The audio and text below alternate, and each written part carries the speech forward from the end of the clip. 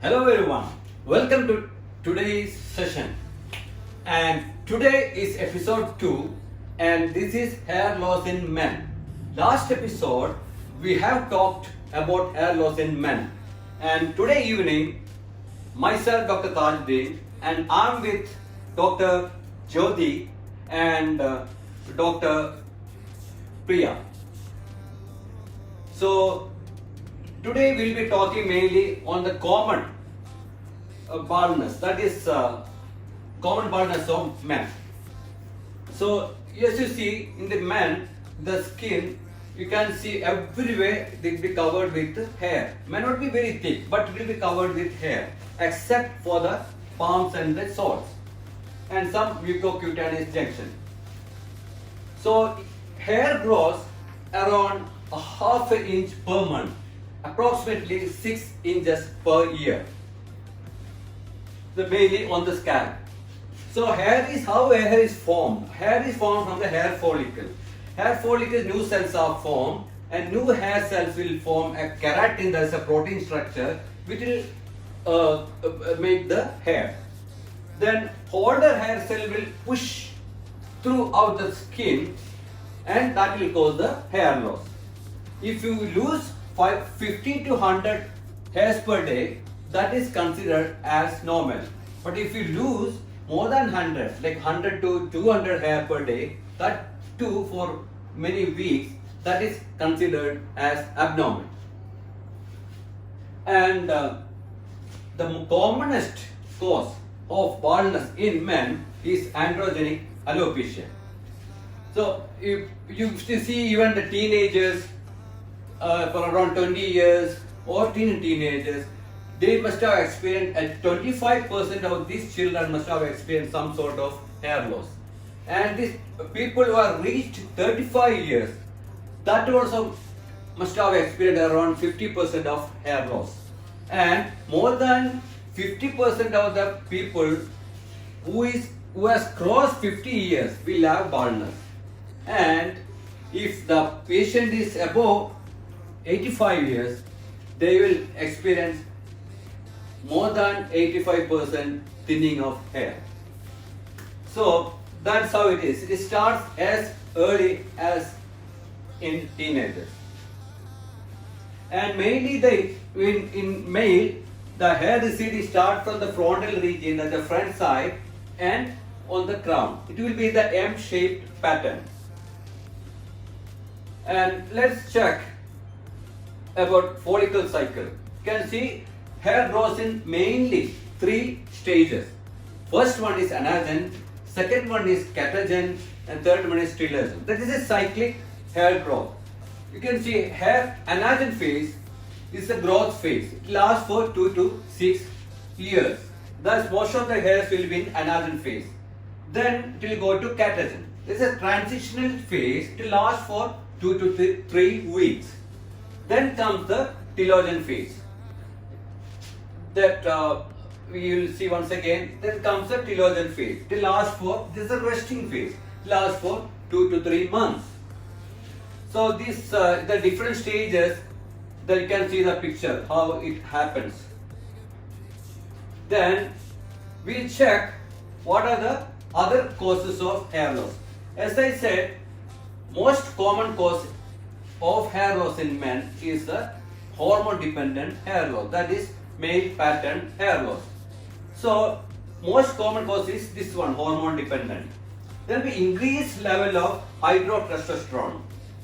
Testosterone level will be normal, but this hydrotestosterone is a byproduct of testosterone. This is due to the increased activity of 5-AR, that is 5-alpha reductase. That is an enzyme.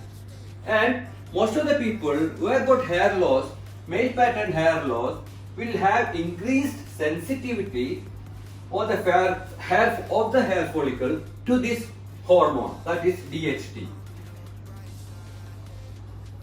And second factor is the gene. It runs in the family.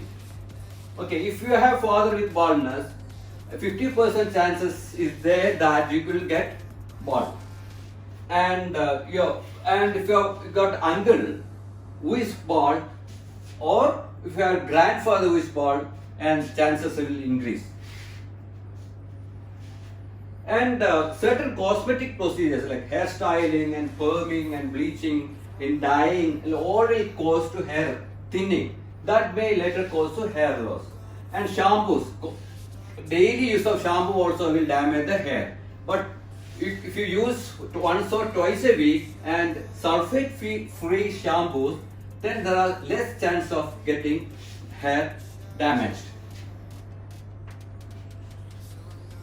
Next one is autoimmune disease. That is a certain disease can cause hair loss. That we will discuss in the question and answer session.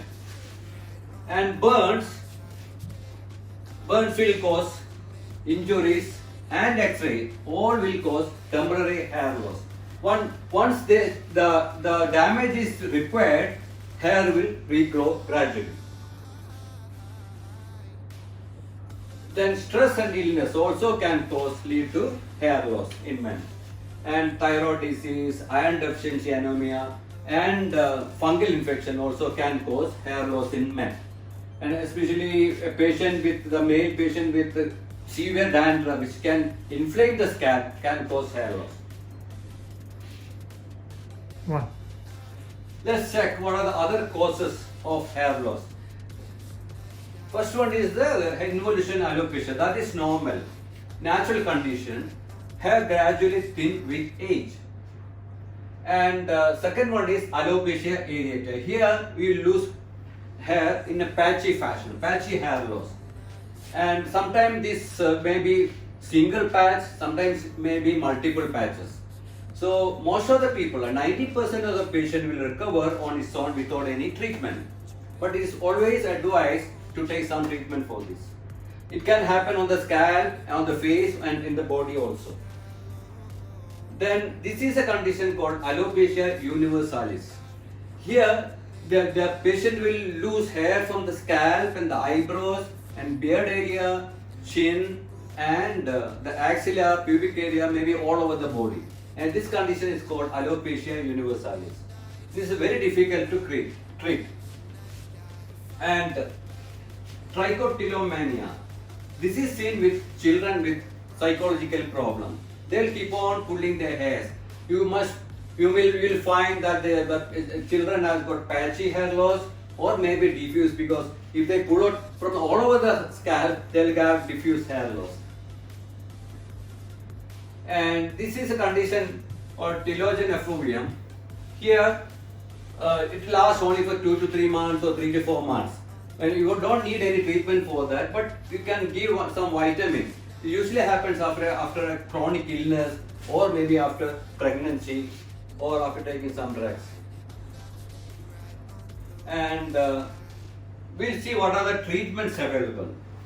There are mainly 2 drugs which are commonly used for the hair loss. That is, as I said, 70 to 80% of the baldness in men is due to hormonal problem. That is increased dihydroxytestosterone. That is the main reason for the common baldness. For that, minoxidil is the drug which has been approved by FDA. And another drug which is approved by FDA is finasteride. These are the 2 drugs used for the treatment of common baldness in men. There are other drugs which are dutasteride. It's supposed to be better than finasteride, and has got alpha tradiol. These sorts of drugs, tablets you can take. Then as long as you take the treatment, you will get improvement. Once you stop taking it, you will lose the hair, the hair being regrown. And there are some side effects about this, so that we will discuss in Q&A session. And the other lotions available are Procapil and Capixil, and also this latanoprost and bimetoprost also has been found useful for the treatment of hair loss in men. And this is ketoconazole. Ketoconazole is a lotion which is used for the treatment of dandruff, but it's also helping treatment of hair loss in men. And spironolactone and flutamide is also being used. And what are the conventional medication? I already discussed about this. First one is alpha reductase inhibitors and topical medication, mainly the minoxidil and anti-androgens. And if all this medication fails, then we'll have to think about surgical modalities. What are the surgical modalities? It's mainly hair transplantation. It is called hair grafting or hair restoration surgery or hair transplantation. There are various methods. Common methods are strip method, wherein we take a strip of hair from the back of the head, that is a donor area, and under the microscope we'll select a few, that is follicular unit, separate it and put it on the recipient area. Then other method is commonly used now is FUE, that is follicular unit extraction and follicular unit transplant. And apart from the surgery, these are the other treatments like PRP and stem cell and low level laser treatment. PRP is platelet rich plasma. I will demonstrate how it is being done. This is a short video how PRP is being prepared, then how we will inject into the patient's scalp. We will draw blood from the patient around 7 to 10 ml and put it in a syringe, and we will make a solution into it and we will put it for a centrifuge. First centrifuge, then we will take it out after some time, and again we will keep for the second centrifuge. So Dr. Priya is demonstrating how PRP is done. And we will get platelet rich plasma and platelet poor plasma. For hair growth, we will use only platelet rich plasma. So as you can see, what you have got there is a platelet rich plasma. So other thing, second centrifugation she is putting it, and you see, we'll wait for 45 minutes for centrifuge. Then after that, this is the upper part is the platelet poor plasma that we will remove. We'll use only the platelet rich plasma. And we use mesotherapy, that we have got a meso gun. Instead of directly injecting into the scalp, we use meso gun for the treatment of PRP.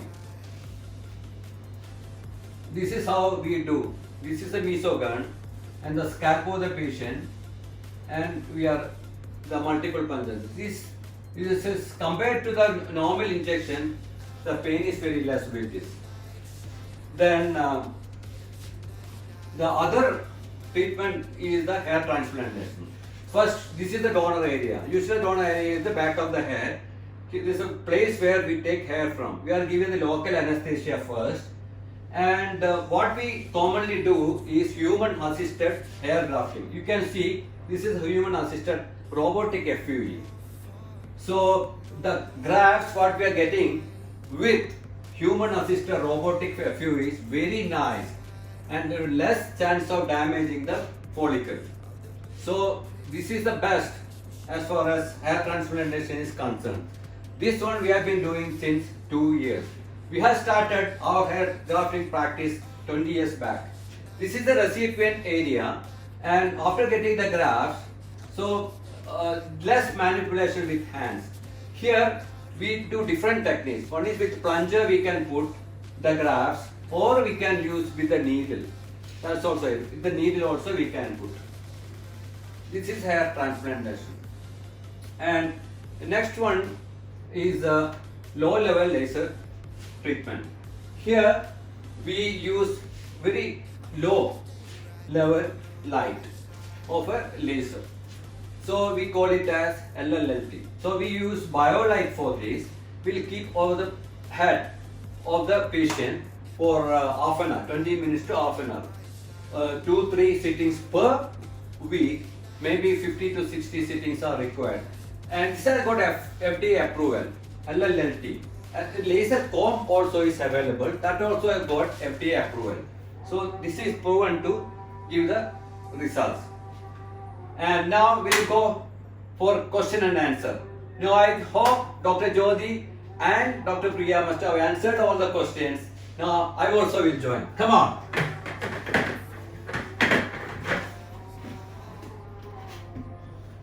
Okay, yeah, I'm here.